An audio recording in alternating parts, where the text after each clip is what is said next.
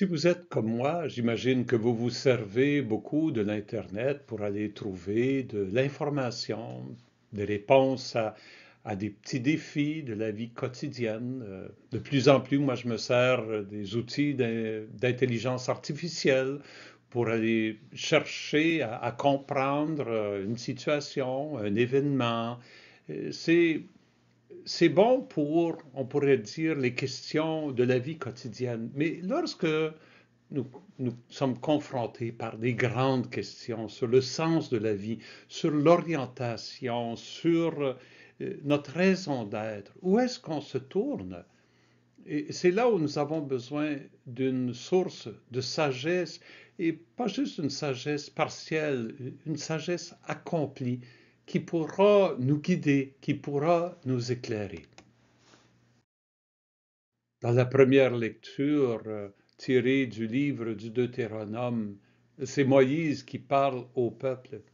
Et Moïse leur rappelle que les décrets, les ordonnances qu'ils ont reçues, que Moïse leur a enseignées, qui viennent de Dieu, eh bien, il leur dit, je vous les enseigne pour que vous les mettiez en pratique.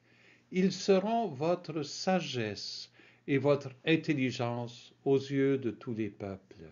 On pourrait dire que ce que Moïse leur partage dans la Torah, dans la loi, les 5 premiers livres de la Bible, c'est une sagesse pratique qui oriente la vie, qui donne sens à la vie, qui montre le chemin d'une vie riche et pleine. Et il dit, ça va être une source d'émerveillement pour les autres peuples qui ne connaissent pas cette sagesse et cette richesse. Il, leur, il les invite, garde-toi de jamais oublier ce que tes yeux ont vu, ne le laisse pas sortir de ton cœur un seul jour, que ce soit ta sagesse quotidienne.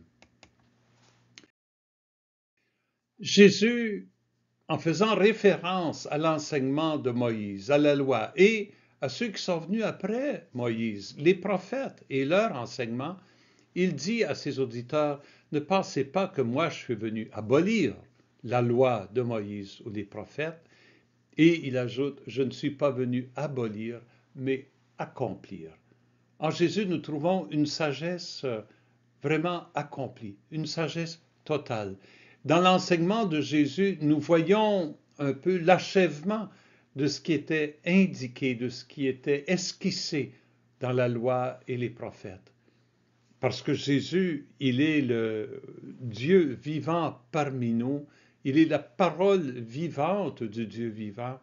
Son enseignement mène à leur achèvement et à leur plénitude. La loi et les prophètes devient pour nous une sagesse incomparable. C'est pour ça que Jésus, il finit en disant, celui qui les observera et les enseignera sera déclaré grand dans le royaume de Dieu. Ce royaume qui, je vous le rappelle, il est justice, paix et joie. Mais pour y arriver à cette justice, à cette paix et à cette joie, il n'y a pas de meilleur chemin que la parole de Jésus lui-même. Alors, prenons le temps aujourd'hui de méditer cette phrase du psaume 147. Il révèle, en parlant de Dieu, Dieu révèle sa parole à Jacob. Jacob, c'est un des ancêtres d'Israël. Donc, en disant à Jacob, c'est à tout le peuple, à tous ses descendants. Donc, à nous aussi, puisque spirituellement, nous sommes les descendants de Jacob. Il nous révèle sa parole, ses volontés et ses lois. Accueillons cette parole, cette volonté de Dieu, cette loi comme une vraie sagesse accomplie.